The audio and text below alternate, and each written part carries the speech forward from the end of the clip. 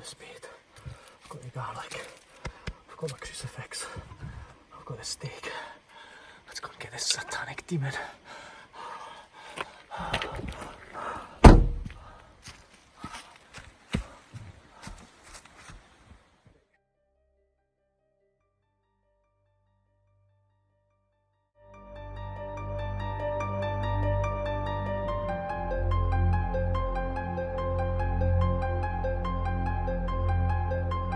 Today is Halloween, the ancient druid festival of Samhain. A festival which was practised here in the Scottish borders, particularly on the Eildon Hills, by the druid Celtic culture which survived there.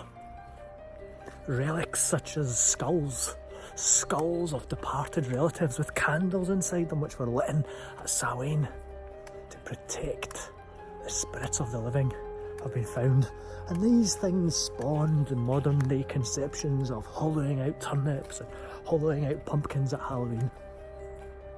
But the time of Samhain was a real important time in the Druid calendar. It was the time of year when the spirit world and this world were closer than ever, and the bridge between the two was crossed by the departed souls on the other side more often than any other time.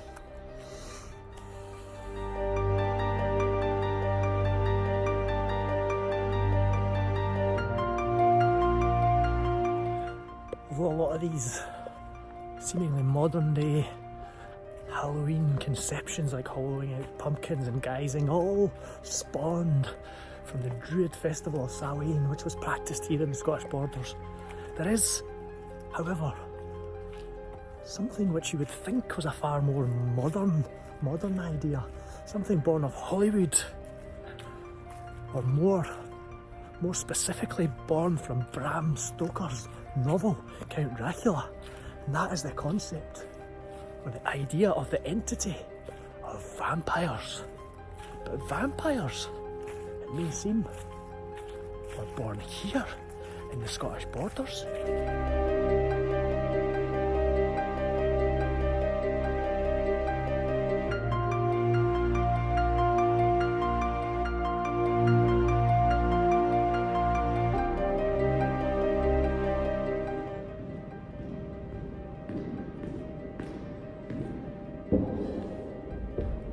You see, Bram Stoker's Dracula novel, which seemingly introduced the Western world to the concept of vampires and all their evil wrongdoings, was only written in 1897. In the 12th century, a renowned priest was writing about vampires here in the Scottish borders, and it wasn't fiction, it was fact. Vampires, the undead, here in the Scottish borders.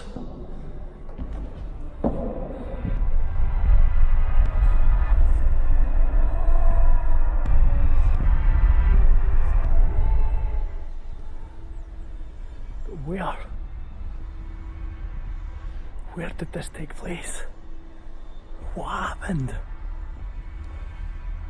And was it true?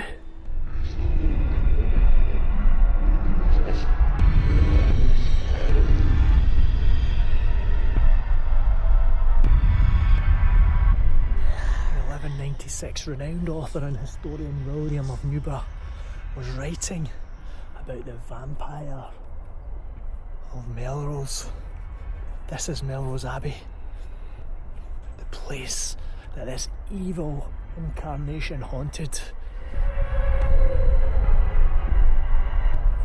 While he was alive, this priest was known as the Hounda priest because he loved hunting with his dogs. He was a wicked and evil man. When he died, he was so evil and wicked that he was denied entry to the Abbey graveyard, and he was buried elsewhere.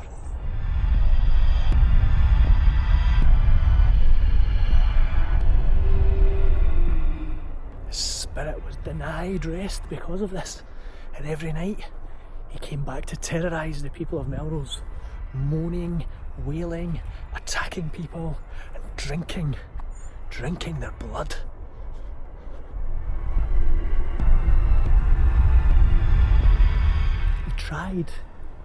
tried to enter the abbey here. He was in the form of a monstrous bat. A bat which has really been adopted by Stoker and all the other vampire legends over the years, hasn't it? But this was the first mention in the Western society of a vampire as a bat.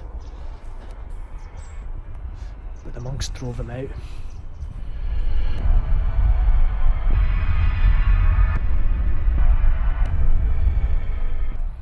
He then began to terrorise his former mistress in Melrose, haunting her house every night, wailing and trying to drink her blood. So she had to contact the monks for help.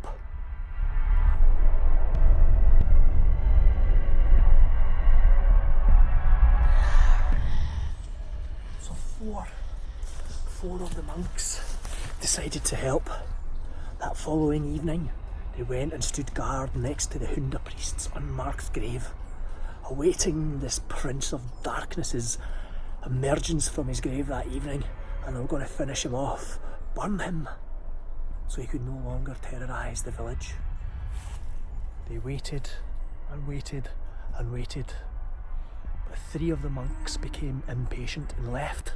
They thought nothing was happening, but one of the monks stayed.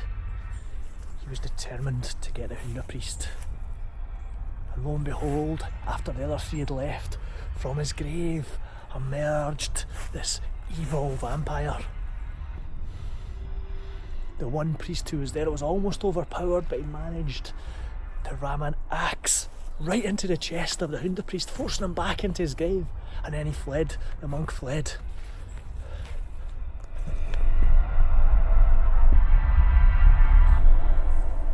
The following day, all 4 monks came back and they dug up the grave of the Hunda priest.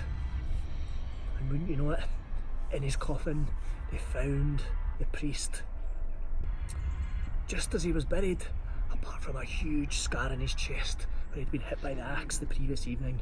His body was burned and his ashes were thrown into unsacred ground, and never again did the Hunda priest terrorise Melrose.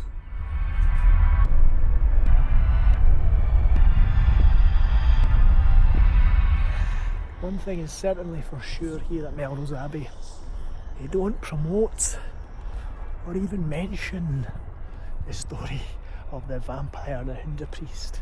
Why would they? This religious establishment, why would they want this to be the birthplace of these disciples of Satan, these evil entities that stalk the earth and have stalked the earth ever since, drinking blood of human beings? Pretty sure that's not the image they want to portray here, but I think it would probably get a lot more tourists through the door, to be honest. So that's the story of the Hunda priest of Melrose, written as facts in 1196, and some of the details there are really familiar, aren't they, to common modern day vampire stories. The bats, the rising from the grave, the having to burn the body. Believe it if you will. But one thing's for sure, it must have had influence on the likes of Bram Stoker later on in the 19th century. But one thing we really need to do, I think, is find the Hunda priest's grave. Where was it?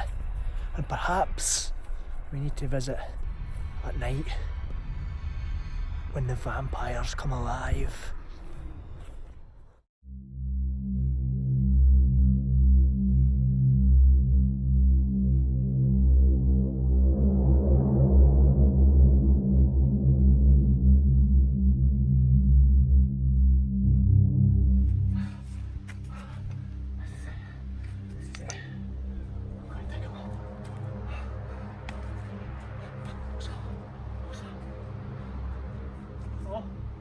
Hello?